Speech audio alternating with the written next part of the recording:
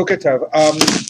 Today's daf is daf Gimel, and just to review what we did yesterday in Succah, we introduced a couple of major themes. We're dealing with the discussion of the height of 20 amot, but some of the important themes we introduced was the question of a sukkah's temporary dwelling, which was one reason given for the need for it not to be too tall. The other issue that we introduced was the idea, I should have started by saying that the first major point is that the concept of Sukkah is primarily defined by Succah. And that was clear that a number of the Amorayim, when they explained the problem of being too high, it was the schach being too high and focus on psukim that mentioned the word sukkah, and sukkah is by naturally taken to mean the schach. And so one of the issues was the question about permanent versus temporary, and the other was the idea of being able to see the schach, and the importance of understanding the significance of the schach, maybe to some degree, but to see the schach. And the third was the issue of the schach's ability to provide shade, not just according to one opinion to have the intrinsic quality of blocking out the sunlight, but to in effect give shade to the sukkah, and therefore if it was too high, that would be a problem. And yes, the issue of, interestingly, the Gemara says that the question of temporary dwelling is not defined by building material. You can make a brick sukkah, but Tosfos raised the important question, and the Gemara is focusing on the question about the dimensions, but Tosfos raised the important question about, can the schach be so permanent that it is defined as your house? And Tosfos' conclusion was that it could. One definition of Tosfos for the schach being permanent, that it would no longer be considered temporary, would be that rain would be impossible for rain to get through. As Dov was mentioning a second ago, there is also this idea of being able to see the stars, which is, I believe, based on a Yerushalmi or something. Anyway, it's certainly not a strict requirement. Tosfos' focus was about the rain getting through. We also raised the issue about, just the permanent nature of a schach, nailed in with nails and planks and the whole thing in plaster. So presumably, again, another example where maybe that's not quantified, but the identity of a sukkah very much tied up in the schach. So we continue now at the bottom of Bet Amidat Bet, where it says, Be Shlema, 3 lines from the bottom. And we're now going to try to prove which of these explanations is the correct one for the problem of the height, based on this story with Queen Hilni, who sat in a sukkah higher than 20 amot. This was the proof that Rabbi Yehuda gave the rabbis, to which the rabbis retorted and said, that's not a proof. She was a woman and she was exempt. And he said back, yeah, but she had sons. And as the Gemara sort of elaborated, at least her sons were obligated rabbinically from the chinuch perspective. So let's take a look. So this works according to the approach that says that the whole problem of the height is only when the walls don't reach the schach, because the issue is will you see the schach? So if the walls reach the schach, your eyes will be drawn up to the intersection of the walls and the roof. So the only debate was when the walls didn't reach the schach, but if the walls reach the schach, it could be as high as you want. So that works, because obviously this case of Hilni was a case that's relevant to the debate. So it's understandable that her case was one where the walls didn't reach the schach. Good asik doesn't help. Good asik doesn't. Not for your visual ability to see it. Good asik helps to say you have a wall. But here the question is the problem of, will you see the schach? So that's a question of reality. So the Gemara says, Darka Shamalka So it would be normal, it's totally understandable that she was sitting in a sukkah, it's a very fancy sukkah with built-in air conditioning that had the walls not reaching the schach, so it could be getting a nice breeze. So it's understandable that was the case. So that's perfect, because that's the case that's debated according to that approach, is the case where they do not reach the schach. Mishum Avira, in order to get some air circulation going on, top of Gimel Amud Aleph.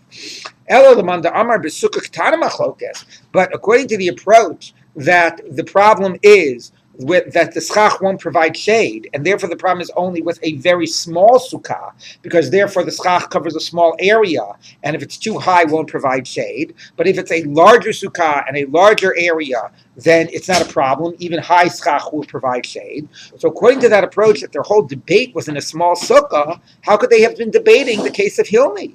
The key darka shamaka leshi b'sukkah ktana? Would a queen sit in such a tiny sukkah, 4 by 4 amot? Very reasonable question. So how could you say that that's their debate? Look at here they're debating Hilni, and clearly she must have been sitting in a big sukkah. So Amar Rabba Baravada, lo nitzracha el sukkah kitoniot. It's a sukkah that's made with little compartments. So yeah, maybe it's a huge sukkah, but there are private little eating compartments that you go into and eat in private, and therefore the issue, those halachically, even if they're even if it's really one big structure and it's with like a house, a building, right? A building has a big structure with rooms. So even if it's technically true that it's a big structure from the outside, halachically, if inside you're sitting in a chamber that has four walls and an inner chamber, that's the sukkah. The sukkah isn't judged by the big thing. The sukkah is the space you're sitting in surrounded by walls. And therefore, the schach directly above it would be small and would be too high and not able to provide shade below. Those walls would also have to go all the way up to the schach. No. Don't confuse it. The halacha is for sukkah to be kosher, the walls don't have to go to the schach. Right. The issue of walls going to schach was, according to one opinion, that if the walls reach the schach, it could be as high as you want. Right. So this is the other opinion. This is the opinion that says that the issue is not seeing the schach. The issue is the schach's practical providing of shade, and it's only a problem, it's only debated when you're talking about a small sukkah. So how could we be having a small sukkah here? So it says, so according to this, doesn't matter, yes, they get the schach or not. The question is, how big is the area of the schach? So it says, how could the queen be in a small sukkah? No, she was in a big sukkah, but there were separate little rooms, and therefore, and that's why she was technically in a small sukkah. Okay, so the Gemara says, would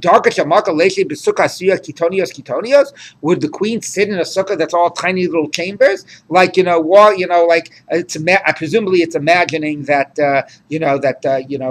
you go into your compartment, there's no general larger sitting room, so the whole thing has tiny little chambers for people. So Amar Vashi, lo nitzucha lekitoniot shaba. No, it really is, there really is a nice big, outer room that everybody can sit, okay? But then it also has little side chambers, and she was sitting in a little side chamber. That's still a little funny. Wouldn't the queen be sitting in the larger room? Maybe she was sitting in the larger room to greet guests, but when she would go eat in private. Anyway, that's the case. Now, Rashi has a problem, because Rashi said, so the rabbis figured, okay, it doesn't prove anything. She's eating in private, and presumably her sons would eat in the large dining room, and therefore it's not a problem that the sons even though the sukkah is tall, the sons are in a large sukkah, and this is the approach that a large sukkah, there's not a problem with height, okay, because the schach provides shade. Rabbi Yehuda Sava and therefore nobody said anything to her. Rabbi Yehuda Sava no, the kids were with her in one of the tiny little rooms. And they didn't say anything, so that's his proof. Everybody was in a tiny little room, and therefore, if it's small, there's a problem that of the height. That's where it's debated, the height, because that's the problem of the schach providing shade. And Rabbi Yehuda says they didn't say anything to her, so you see, it's really not a problem. Okay, so what we have to do is, since according to one approach, the problem of the schach being too high is a problem that it won't provide shade, and that the Gemara qualified and said is only a problem if it's a very small schach, a small sukkah. How could they have been debating the Hilni case? Wouldn't it obviously have been a large sukkah? And the basic answer is no, she actually was sitting in a small chamber, and that's why they could debate it. And the question about can't you bring a proof where the sons were, and doesn't that prove that they were sitting in that it was an okay sukkah? The rabbis say no, the sons were sitting in the big section, and again, nobody would debate if it's a big sukkah. It's as far as the small section where we debate, that's already, they said, is a, it would only have been her. By the way, Rashi says, how could Rabbi Yehuda have said back, according to this reread of the Breita, that all the kids were with her in a little section? How could all the kids fit in a tiny little section? Mm-hmm. If it's 4 amos by 4 amos, maybe. But if it's like 7 tvachim by 7 tvachim, which is another approach, certainly not. How could they fit? And even 4 amos by 4 amos, how could they all fit in a tiny little section? And there are 7 of them. So Tosa says it's not a problem. Tosa says, because, and this is an important idea for sukkah, to be the minimum size, it's not sufficient that it has the minimum area. It has to have both the right width and length. So Tosa says you could have had a section, a room, that's 3.5 amos wide and 20 amos long. And that's not a minimum sukkah, because in one dimension, it's not the minimum length. So therefore, all 7 sons could have sat. And maybe also in that case, we would say the schach wouldn't provide shade. In order for the schach to provide shade, it would have to be 4 amot in each direction. It's not enough that it's very long. It would have to go the minimum in both directions. Yes. Yeah, the picture book indicates it's not so much a chamber, but sort of an extra invitation. Well, that's just because it's going to the second answer that there's a large dining room and then there's chambers offside of it. That doesn't matter. The only difference is whether would be a door there or not. If it would be a door, you'd call it a chamber. Okay, it's basically the same point. All right, so that's what we basically have said. Different approaches to the debate of 20 amot. They lead to different limitations or different cases in which it's a problem. Maybe it's only a problem if the walls don't get to the schach. Maybe it's only a problem in a small sukkah. And try to test that theory out by this case by Hilni, which was debated. So let's take a look. Now the Gemara, because we're talking about 4x4 or Rosh Hashanah Shulchan, when we raised yesterday that question about what's the minimum size of a sukkah. Now it's important to shift gears. We're putting aside for now the question about the 20 amma height and what it's based on. We're now going to focus on the issue that came up incidentally, which was what is the minimum size of a sukkah. So you have a total normal sukkah, 6 feet tall, 8 feet tall. We're not talking about height. That doesn't matter. We're talking about a different question now. What is the minimum size of a sukkah? So let's take a look. So, Amar Rav Shmuel Bar Yitzchak. So it says Shmuel Bar Yitzchak, Halacha tzricha shetei machzekes Rosh Hashanah Shulchan. The halacha is that a sukkah has to be able to fit your head, your body, and your table, meaning it's not 4x4 amot, which we'll see is the position of Rabbi at the minimum size. It's much smaller size. Your head, most of your body, again, the reason we say most of your body is because you're reclining. So you have to get in not just your head, but half of your height, okay, and your table, which is about 7 tvachim by 7 tvachim, which is about, we say 7 and a bit. So it's about what? Something like about 2 feet by 2 feet. Mm-hmm. Okay, so that makes sense, 2 feet from your waist to the top of your head. Again, it's also your head is probably propped up a little bit. So, no, but your head is not totally like this. Your head is a little bit like this. So it's probably a little bit from your waist to your shoulders or something. Anyway, so that's the size. So Amalei Rabbi Abba. So first of all, it's rejecting the opinion of Rabbi that we'll see later says 4x4 amot. So said Rabbi Abba, Kiman, who's that going like? Beit Shammai? Are you going like Beit Shammai? Amalei, Ela Kiman. He said back to him, yeah, and who else would I be going like? So what does this mean, Beit Shammai? If you take a look, it's important to turn for a moment to Kafchet Amud Aleph and to read the Mishnah there, because this is all in reference to, the rest of the Yamud is going to be in reference to the Mishnah on Kafchet Amud Aleph, 28a. So let's look over there at the Mishnah at the bottom of the page. Okay. Yeah. So this is the idea of the minimum size of the sukkah, but you'll see it's a little confusing, and you'll also see an interesting parallel to what we just read about Hilni Hamalka and debating what actually happened. Somebody whose head and the majority of his body was in the sukkah, and the table was in the house. Beit Shammai post and Beit Shammai invalidated. Beit Hillel machshir and Beit Hillel said that it's kosher. Beit Hillel said to Beit Shammai, wasn't there the following story that the elders at the houses of Shammai and Hillel went to visit Rabbi Yochanan ben Achornis? He was sitting, him and the majority of him was in the sukkah, and his table was in the house. They didn't say anything to him. So you see, the table can be in the house. So Beit Shammai retorted back, Misham Raya, you want to bring a proof from there? That wasn't the whole story. They said to them, if they said to him, maybe at least the Beit Shammai said to him, hey buddy, right now, because the parentheses is, if you're sick, you don't really, maybe it doesn't necessarily mean he's sick. They went to visit him. Okay, I just threw in Bikur Cholim. So it says Levaker. But okay, so they said, if this is what you used to do, maybe, not only have you not done Sukkah today, but you actually have never done Sukkah in your life if this is your practice to have the table inside the house. So yeah, that is the story, that his table was in the house, but the story was not, they didn't say anything to him. The story was actually, there they were paying him a nice little visit, and then, when you go pay somebody a visit, you point out to them all the problems in their sukkah. So that's what actually happened. Okay, so what we see is a debate of Beit Hillel, Beit Shammai. Now, here's the problem. The Mishnah makes it sound like it's not dealing with the size of the sukkah. The Mishnah makes it sound like the sukkah is however big the sukkah is. It's just a reality that you're keeping your table in the house. Now imagine your table does not necessarily even mean serving table. It's like a tray that you have the food on that you eat off of. It's basically like saying your plate. So there you are, you're sitting in your sukkah, and your plate with the food is in your house. So what you do is you go out of your sukkah, you take another slice of the meat, you come back and you sit and you eat it. Then you go back into the house, you take another slice of the potato, and you come back and you eat it. So you can understand why you would not want somebody to say that they could sit in a sukkah that way, because next thing they know, they'll be sitting in the house, right? So therefore, that's the debate. What's the story when your table is in the house and you're in the sukkah? But well, that's what you should imagine it. Really? The shulchan is the tray that has the food. It's not. I imagine the sukkah right up against that. So it could be against the house. So fine. So you don't have to get off of your seat, but you're going like this, and then you're turning around here. But still, next thing you know, you're still stretching into the house to get your food.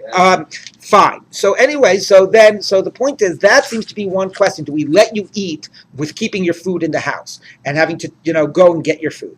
That's one issue. But the Gemara understands it that it's also a debate of the minimum size of a sukkah. Does a sukkah have to be able to contain your table or not? Beit Hillel that says, I don't care if your table's in the house, says, therefore the minimum size doesn't have to be able to contain a table. Beit Shammai that says, I need your table to be with you, says the minimum size has to be able to contain a table. So is the minimum size of a sukkah Rosho Verubo, or is it Rosho Verubo Vishulchano? Does it also have to be able to fit for your shulchan? So he said, if you're saying the minimum size is your head and your body and your table, who are you going like, Beit Shammai? And he said, yeah, who else? Okay, which is a funny who else, because you normally don't pass them like Beit Shammai. Ikadami, some say, Amar Rabbi Abba, the Amar Lechamani. So Rabbi Abba said to Rav Shmuel Bar Yitzchak, who told you could do? Who told you this position of Rosh Rubo Shochano? Amar Le, he said to Beit Shammai. Yeah, I know what you're asking. It's Beit Shammai. Velo tazos mina. But don't move from it. This is the halacha. I'm sorry. Here we pass him like Beit Shammai. Okay. So there's one question who we passed him like. Now we're going to get to another question. What were Beit Hillel and Beit Shammai really debating? So Ma'askif Rav Nachman Bar Yitzchak. So Rav Nachman Bar Yitzchak asked, what makes you say that Beit Hillel and Beit Shammai debate a small sukkah? Meaning, where do you get this idea that they're debating the minimum size? Maybe they're debating a case of a nice, big, normal size sukkah, but the question is, how are you eating? You can go to Yasvi Apuma de Metulos, and this is the way Dova is describing it. You're sitting there right at the opening, the doorway of your sukkah. Metulta is the Aramaic word for sukkah. Don't forget it; it'll come up a lot. And your table is in the house, and your house directly opens into your sukkah. The Beit Shammai Savar, Gazrin and Shemi Yimashech Al Shochana. Beit Shammai says it's a gzeira. It's not a question of a biblical minimum size. It's a rabbinic problem of, do we let you do this or not? Beit Shammai is afraid, if we let you do this, next thing you know, you'll be eating inside the house. Ubeit Hillel Savi Lo Gazrin, we're not concerned. V'dika nami, and we don't make an edict. And actually, this can be inferred by the words, by a close read of the words. Diktani, Misha Yerosha Rubo B'Sukkah, V'Shulchana B'Toch HaBayis. So it says, it describes the scenario, not what the size is, but it describes the scenario that, in fact, the table is in the house. Beit Shammai Poslinu Beit Hillel Mashirin. If it's like you think that they're debating the minimum size, not the presence of the table, it should have said a sukkah that can contain your body and your table, or only your body without your table. It should have described the capacity of the sukkah rather than the scenario that the table was in the house. Since it's talking about not the capacity, but about the scenario of the table in the house, clearly they're debating, can you do that act, and do we make a gzeira, and not a question of minimum size. So therefore, minimum size, who knows what the minimum size is? So the Gemara says like this, do you mean to tell me that they're not also debating the minimum size? V'hatanya, we taught in the Brisa, machzekes rosha ruah v'shulchano kshera. If it contains your head, your body, and your table, it's kosher. Rabbi Yehuda omer achei ba'arba amos al arba amos, 4 by 4 amot. So that clearly, it's a debate of dimensions. It's a debate of the minimum size. And that's Rabbi of 4 by 4 amot, and Beit Hillel Beit Shammai, that's, or whatever, and the other position, that's Rosh Ruba V'Shulchano. Fine. the Tanya Ida, but we have another brisa that says, Rabbi Omer, Kol Sukkah Shein Ba'arba Amos Al Arba Amos Psula, any sukkah that's not 4x4 is invalid. The Chachamim Omrim, Afilu Eina Machzekes Al Rosho V'Rubo K'Sher, it only has to be able to contain your head and your body. So V'ilu Shulchanu Loktani, but the word table is not in that brita. So basically what it's saying is that we have two britas. In both britas, Rabbi says the minimum size is 4x4. But what's the opposing opinion? In one brite it says it has to be the minimum size is your head, your body, and your table. And the other brite just says your head and your body. So clearly there are two opinions out there whether a sukkah has to contain your table or not. And it makes sense to assume that that maps onto the debate of Beit Hillel Beit Shammai in the Mishnah about the scenario of the table being in the house. That Beit Shammai is concerned with your table not being in your sukkah, so he'd be concerned with the sukkah not being able to contain your table. And Beit Shammai and Beit Hillel is not concerned with it being in the house, and he's not concerned with it as having that capacity. In the So we have the language in Mechazeket. exactly, and it's clearly the brightest minimum size. So the Gemara says, okay, the ilu shulchan loktani. It's a contradiction of the Brightas. It must be the one that says you have to contain the table is Beit Shammai. The one that says it is not is Beit Hillel. Arma Marzutra says Mazisin Nami Dika. There's a part of the Mishnah you were trying to infer from some of the language of the Mishnah. The Shulchano B'toch HaBayis. It was describing a scenario. It wasn't describing the dimensions. You were inferring that it was talking about a large sukkah. Well, I will tell you that a close reading of some of the words of the Mishnah makes it clear that we're also talking about the minimum size. What's the evidence from the Mishnah? It says Beit Shammai invalidate, and Beit Hillel says it's kosher. Now, it's saying puzzle and kosher is normally how you describe an object. The object's invalid. The object is kosher. Okay? Maybe you could say the masa mitzvah is pasul, but normally not. Normally pasul means the object. So the Gemara says it sounds like they're talking about whether the sukkah is kosher or pasul. V'im isa, if the whole debate was only about whether rabbinically we allow this or not, Beit Shammai lo yatsa. It should have said Beit Shammai said you didn't fulfill your obligation. So actually the Mishnah has contradictory language. Some of the language of the Mishnah says invalid, valid, invalid, which makes it sound like we're talking about the sukkah. And some say to talk about a scenario that your table's in your house, not about a question of size of the sukkah. So the elakasha, mishahaya. So, but how do you reconcile the focus on the object of the sukkah with the other part of the Mishnah that describes the scenario of the act of eating and how the eating is being done? So the Gemara says, "Olam b'tarti pligi." You know what? You're right. We have to assume that there are two debates going on here. Pligi b'sukkah katana, pligi b'sukkah dola. They're debating a big sukkah and a small sukkah, small and a big. It must be that some words are missing, and here's how it has to be taught. Somebody whose head and body was in the sukkah and his table was in the house, so it's a big sukkah. But the scenario is that the table's in the house. Beit Shammai lo yatsa. Beit Shammai says you didn't fulfill your obligation. So now we're inserting these words. Lo yatsa. You didn't fulfill your obligation. Beit Hillel yatsa. And Beit Hillel says you did fulfill your obligation. That's one debate. With the scenario of a big sukkah, but the table's in the house. Now, another case is the minimum size. What about if it can only if it's a small size, it can only contain your head and your body? Beit Shammai poslim, Beit Shammai invalidates, Beit Hillel machshirin, and Beit Hillel validates. So that's a second debate, not the debate of a scenario of how you're eating, but a debate of minimum size, and they actually debate both. So there's a few things to point out. First of all, often when the Gemara says chisurei mechsrei, some words are missing, you're left with a feeling that that's a very forced read of the original text. And some, achronim say that, like the Gra explicitly says that when the Gemara says chisurei mechsrei, it's just because the Breita doesn't, or the text doesn't fit with its position, and therefore it's consciously, changing the text. It's not really claiming that there was a different girsa. Here, though, it is somewhat persuasive because you do seem to have two debates going on. There's evidence that there's a debate about minimum size, and the language of the Mishnah, as the Gemara points out, points both ways. On the one hand, the Mishnah is talking about a scenario of the table being in the house, and on the other hand, the language of psulim and machirim seem to be talking about the status of the sukkah. So, number one, it seems like actually here it's a very reasonable claim that this was somehow two debates that got conflated into one text. Now, are these debates linked? Logically, they seem to be, right? They seem to be parallel. How would you explain the linkage? So it seems that it's the following: that what is considered to be a minimum size in order to inhabit. So what does inhabiting mean? We will find out later that inhabiting means, as what we would say, what does it mean to live in a sukkah? To eat.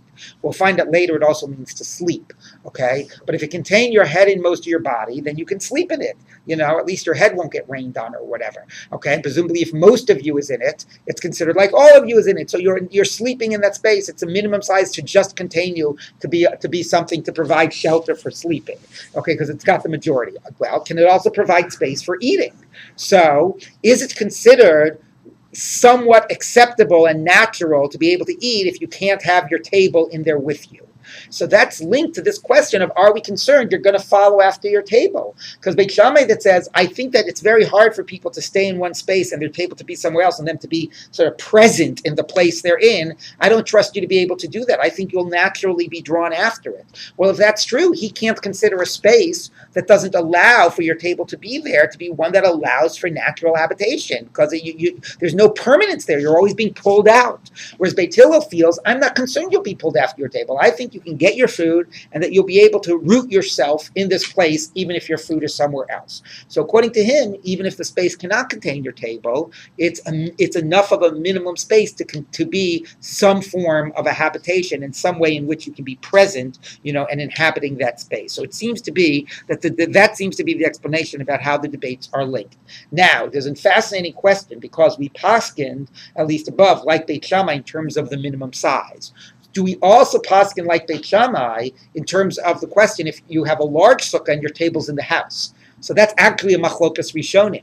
How much do we really link the two debates? Okay, so it's a number of rishonim paskin like Beit Shammai for minimum size, but they say if it's a big sukkah and your table's in the house, it's okay, you're still yotzei.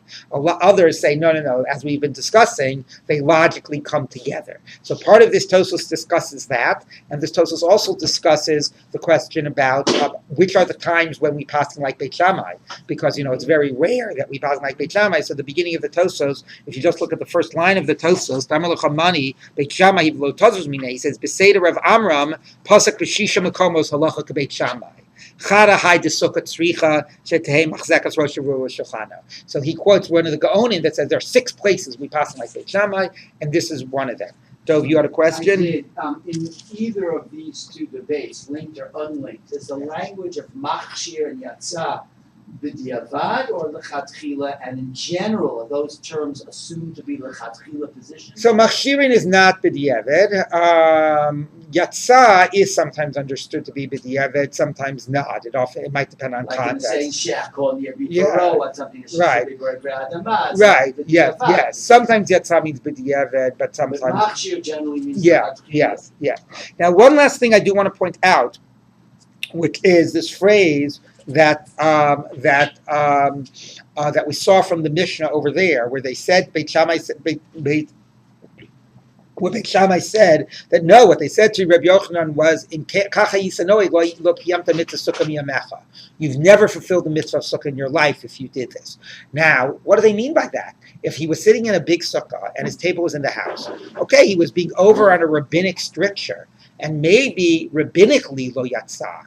Maybe rabbinically you weren't yotzei, but what do you mean I didn't fulfill it? I mean, at least biblically I was yotzei. And this leads to a fascinating question of, can the rabbis, prevent you from make a gzeira or say something and prevent you from being yotzei biblically when you really were yotzei biblically? Now, they could always tell you didn't halachically do your obligation and you have to do it again at a rabbinic level, but does that really mean that when I die and go up to heaven, I won't have gotten credit for at least have done it biblically? So this also comes up at the very beginning of Brachos, where it speaks about not saying Shema after Chatzot. Right? If you know that first Mishnah, you can really say Shema the whole night, but don't say after Chatzot. What happens if you said it after Chatzot? Are you Yotzei or are you not Yotzei? Since the only reason not to do it before midnight, to do it before midnight is rabbinic.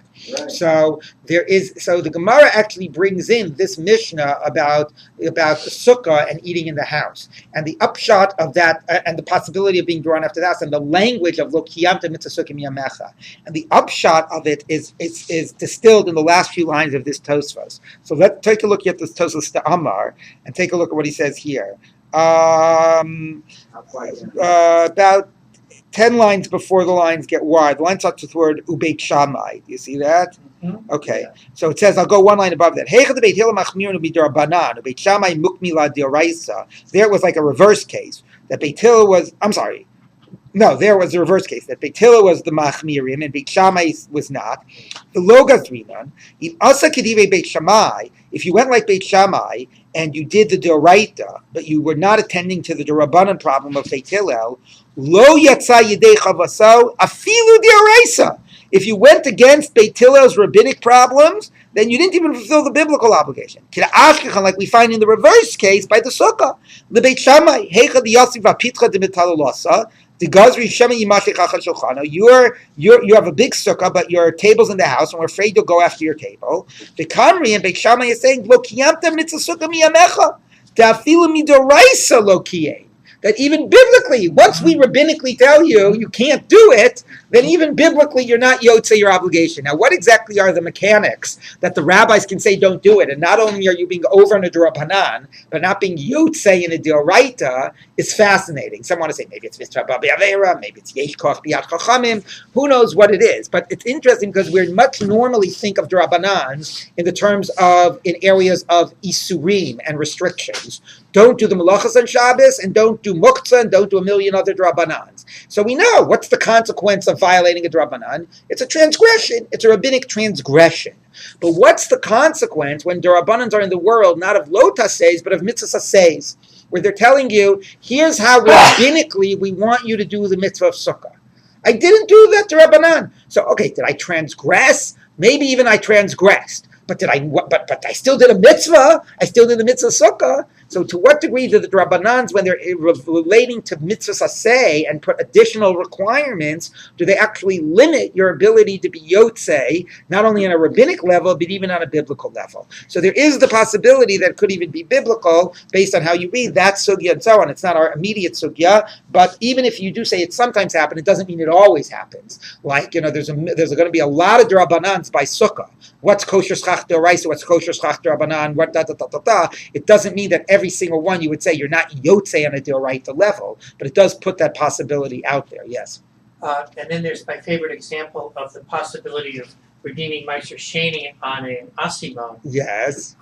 The rabbis seem to think that if you do that, you have not even... Okay, that's different. That's a question of rabbinic interpretation of verses. That is very different than here. Here they're saying that we acknowledge that biblically you're yotzei, but we at a rabbinically are legislating an additional requirement. So that your case is rabbinic interpretation, not legislation. It's a huge mechanism. Yeah. You could say the same thing about mechitza.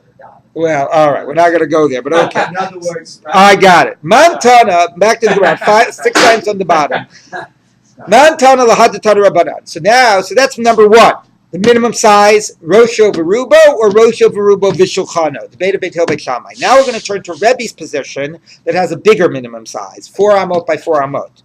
Okay, Man Tana Lahad Tana Rabbanan, who is the Tana of the following Braita? Bayit She'embo Arba Amot al Arba Amot. If a house is less than 4 amot by 4 amot, basically the point of this Braita is going to be that a house less than 4 amot by 4 amot does not constitute a house. That the 4 amot by 4 amot is the minimum size of a house for halachas that demand a house. What type of halachas demand a house? So let's take a look.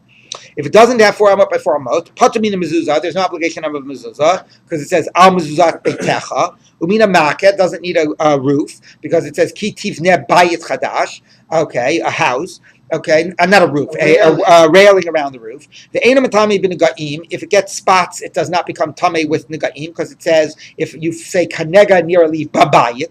If you sell a house in a walled city, then at the end of a year, you have a year to redeem it. At the end of the year, it permanently transfers over to the buyer.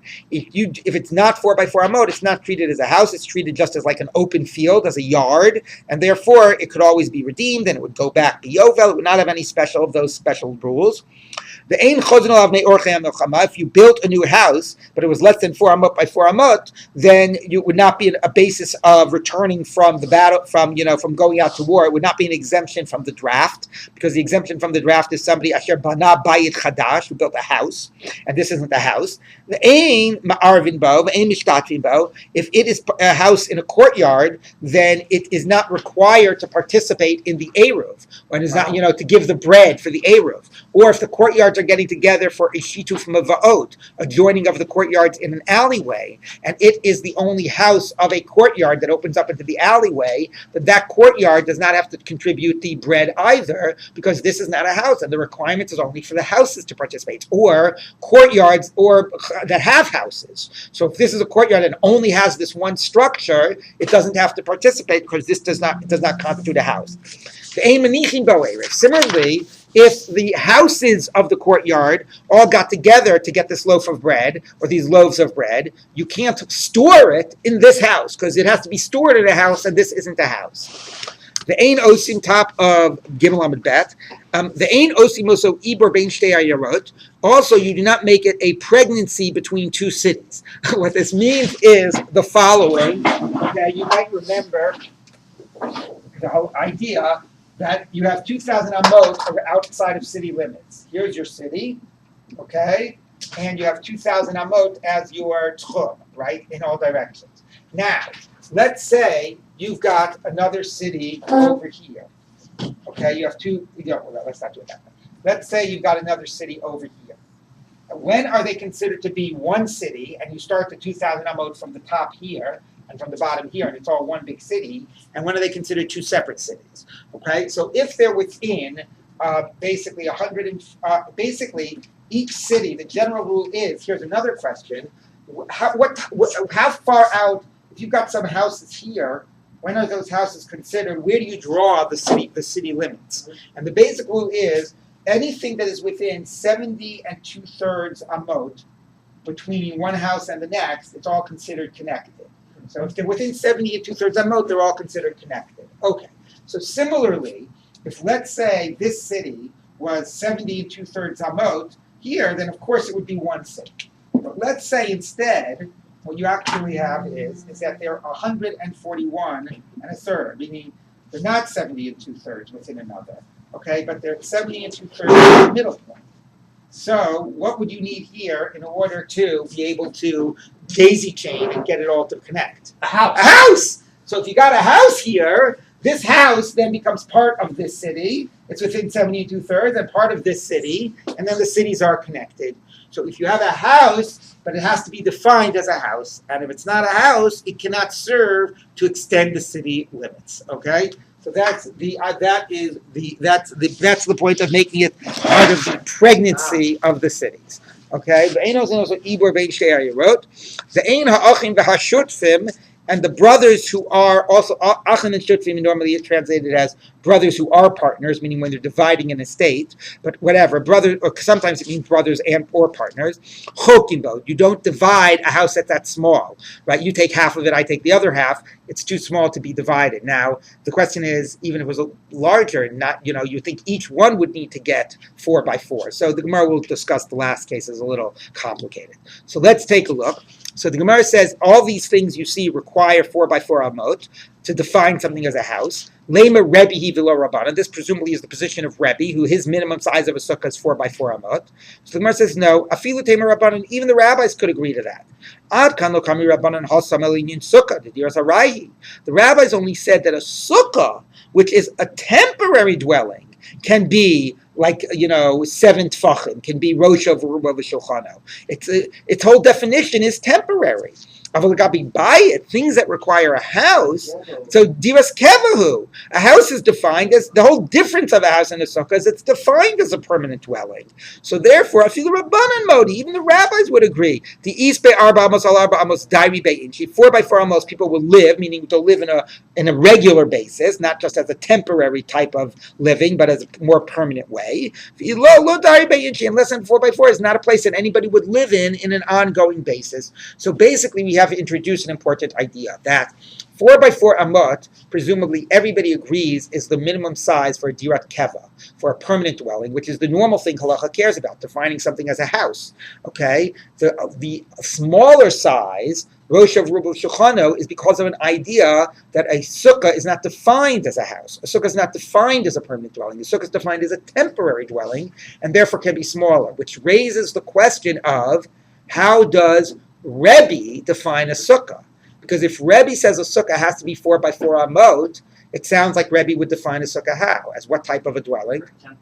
A permanent, right? Maybe that's exactly the debate. Maybe everybody agrees 4x4 is permanent, and maybe Rosh Hashanah, everybody should agree is a temporary dwelling. Maybe, and Rebbe might only demand 4x4 because maybe he thinks the sukkah also has to have the status of a permanent dwelling.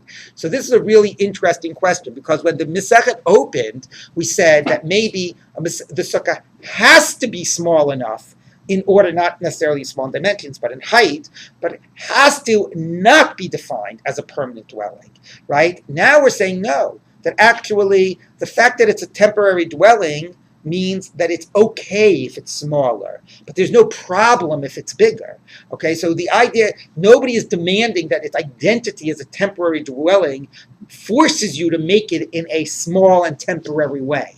It just means that it allows for it to be temporary. And now becomes a fascinating possibility that maybe Rebbe actually demands that a sukkah be a permanent dwelling. Okay? So this is really, quite fascinating in terms of how you define a sukkah, and we'll continue to work that through. Okay? But I hope I'm being clear, meaning it's the idea of permanent or temporary, right? How do you define a sukkah, right? It could be arai, and it could be keva. So first of all, do you say the whole point of a sukkah is to be arai, different from your house, or no? Since you have to, basukot teshuvu, you have to live in a sukkah. So if you've got to live in a sukkah, so how do you live? If you have to live, it has to be habitable. So it has to be permanent, okay? So if you say it requires keva, right, that might mean a minimum size. That could be 4x4, maybe other things, okay? We'll see. Okay, so but that means that in order to be do teshvu, in order to be like your house, okay, it has to have a certain amount of ways in which it has more permanent. Now, arai normally could be interpreted two ways. Arai could mean it must be arai, because the whole point here, it has to be different from your house. It's not your house. It has to be different from your house. And if you said must be arai, you might demand that it actually be made in a way that's more temporary. So what might that be? Maybe less than 20 amot, right? Now, nobody ever said it has to be small, okay? But in theory, you could have said maybe it has to be small, right? Because you're demanding. What did Tosa say is what the one thing we started today by reviewing? What did Tosa say is demanded by the idea of arai?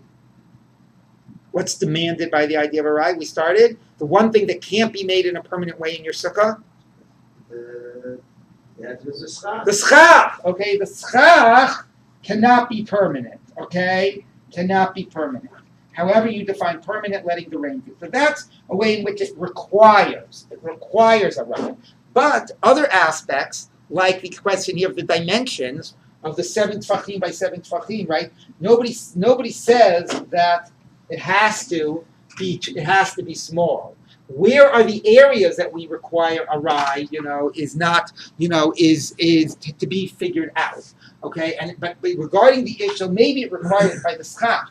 But regarding the issue of this minimum 7 by 7 tfachim, we're not saying it has to be small. We're saying it's okay if it's arai. But then you have a principle that's also Sukkah Kevavo Beitcha Arai. Right, I understand. That's their debate. Rabbi says in order for it to serve as your house, it has to be keva. Right. Rabbi says for it not to be your house, it's got to be arai. But again, that doesn't demand that everything be arai. Maybe minimally it demands that the schach be arai. But in terms of the size, we're saying it's okay if it's arai. Right. Yes. No, it is interesting because the concept of transferring from your house to the sukkah as the place that's keva. Right. Is it located in the demands of the physical structure? Right. Or is it in your perception of what you're doing? Right.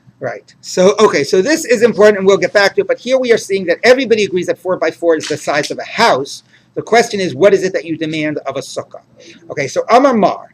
Partu mina mezuzah mina makkah. Now we're going to unpack this. It's exempt from mezuzah and from a railing. The ein matami bin goyim and from sarat. Veinu nechla b'vat erechoma. It doesn't get sealed in the city. It doesn't get the sale isn't made irreversible after a year. The ein chozin alav miyorchim nechoma. You don't go back from the draft. My time and why the bias all of them it says bias, as I mentioned when we were doing it the first time. All the verses, but it says buzat beitecha and bayit, and everybody agrees you need 4x4 to be considered a house.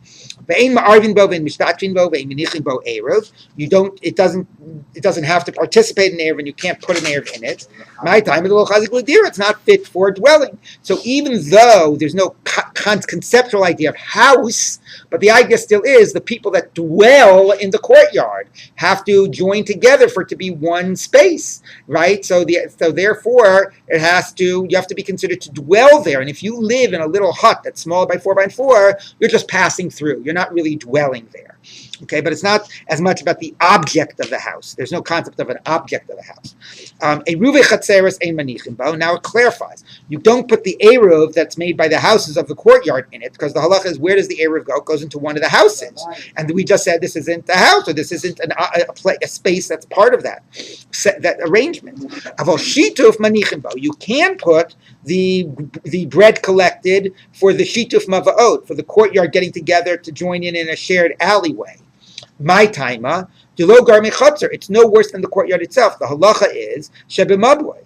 That's in the mabway. And people remember, right, the basic configuration here, yes, right? Houses are part of a chutzner, and the chutzner road, right, open up into a mabway.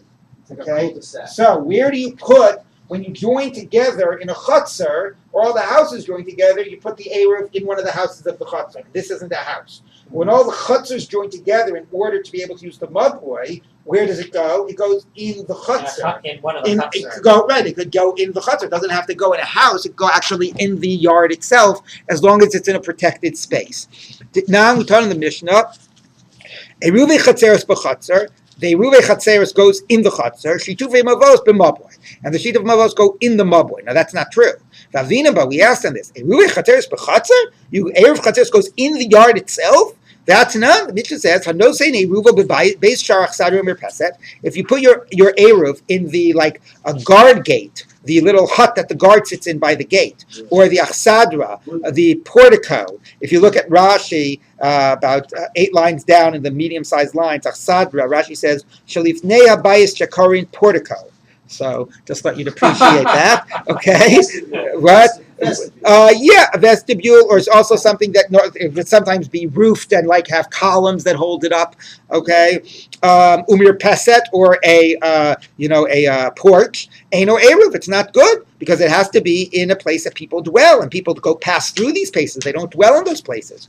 Dar sham eino oser, and if you live there, you don't make a problem for other people. You don't have to contribute to the eruv. That's not a place that it's considered to be a place where you dwell. So you don't just put the eruv in the yard. You've got to put it in one of the houses. Here's how you have to read the Mishnah. Eruv chatzeres b'vayit sheb'chatzer. The eruv chatzeres goes in one of the houses of the courtyard, and shitufei mavos, the partnership of the for the mavoi, for the alleyway, b'chatzer sheb'mavoi, goes into one of the yards of the mavoi. So since that can go in the yard, when it's for the chatzer, it has to the eruv chatzeres, it has to go in a house. It is in a house, but for the unifying of the alleyway, it goes in a yard. So a yard, it could also go into this little hut. So therefore, this little hut, it doesn't have to be a house. It's no worse than putting it literally in the courtyard itself. That's that explanation. So it's only a problem of putting it for the eruv chatzeres, not for the shitufei mavos.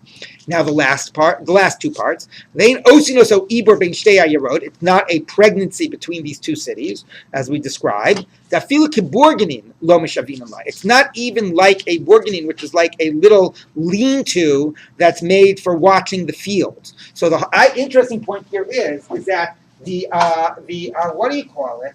This case about the two cities, right? And this thing here that's in the midpoint, it doesn't have to be a house. Even if it's a lean-to that somebody goes to watch the sheep in the fields, that can connect it.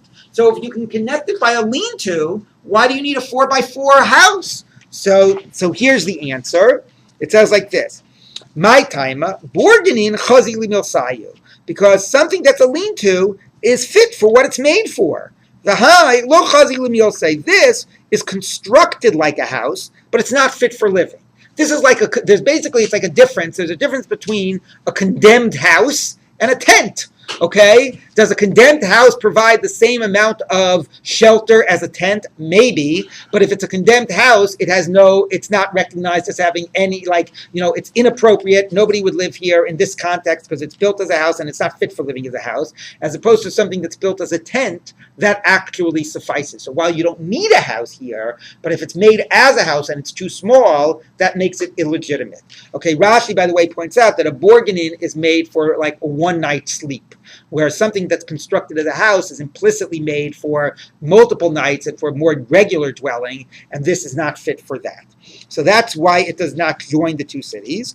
And the last point is, you cannot divide a house this small. So the Gemara says, 1 minute. Time of delays by arba amos. You're telling me that you can't divide it because it's not 4 amos. Ha'is by arba amos chokim. Once it's 4 amos by 4 amos, you can divide it. How is a house 4 amos by 4 amos fit to be divided? V'hatznan, we taught in the Mishnah. Ein chokin es hachatzer. Achei bo arba amos lezev, arba amos lezeh. You can't divide a courtyard until each person can get 4 by 4 amot. And that can't be. So maybe you sell it and divide the proceeds. But it's not considered that somebody is getting anything meaningful if you're giving them less than 4 by 4 amot. So even if it is 4 by 4 amot, you can't divide it. Each person doesn't get enough. So the Gemara says, "Ela ema ein bo din chaluka kichatzer." It doesn't get divided like a chatzar gets divided. What does that mean? And now we're going to see that the way you divide a chatzar is somewhat determined by the number of houses in the courtyard. So let's take a look. Damar Afuna, chatzar lefi ptachem mitchalechet. A chatzar is divided by its doorways. And Rav Chizdamar nosin l'kol petach upetach arba amot. Every doorway gets 4 amot. V'ashar chokin oso b'shaveh. And everything else is divided equally. What does that mean? It means 2 brothers, Reuven and Shimon, are dividing the courtyard that their father Yaakov left to him when he died. Okay, now this courtyard has one nice big mansion over here. Okay, and it's got 3 little houses. 3 tiny little houses here. Okay, so Reuven says, and each one has 1 door. Okay, so Reuven says, I want the mansion. And Shimon says, I'm going to take the little houses. How do you divide the courtyard? Okay, so one opinion says, look, a courtyard, the whole purpose of the yard is made to give you access into the door, to unload your stuff and to go with your donkeys, and it all just serves the house. So one opinion says Shimon has 3 doors and Reuven only has 1 door. Shimon gets 3/4 of this and Reuven gets 1/4. Okay? They divide the courtyard based on the number of doors. Mm-hmm. The other one says, no. I agree you need some of this yard to serve the houses, but not the whole thing. So for each doorway, you get 4 by 4, or actually not 4 by 4, 4 base and times the length of the doorway. Okay, but anyway, you get a section of 4 amot by each doorway. That Reuven gets 1 and he gets 3, but the rest is divided. The rest is divided equally. So here the point is, if one of Shimon's houses here is less than 4 by 4, then it doesn't count. However you factor in the doorways, whether it's proportional the whole yard or whether it's to give you space in front of the doorway. If your house is less than 4 by 4, it does not factor in. Okay, so let's just read that. The honey mealy bias. When do you factor in doorways? When it's a doorway of a house? That it's going to stay that way. So yavinale. So then we give you the appropriate amount, either the whole field or 4 amot. Chatzar, yavinale chatzar. We give you a portion of the yard. Hi, this till a mister kai. It's like I said, a condemned house. It's ready. It's basically deserving to be knocked down. Lo yavinale chatzar. You don't get any part of the yard that corresponds to it because it has no significance. Something that's made as a house this big. Okay, and more of it this. Mistar is Lashon Soter. Yeah, exactly.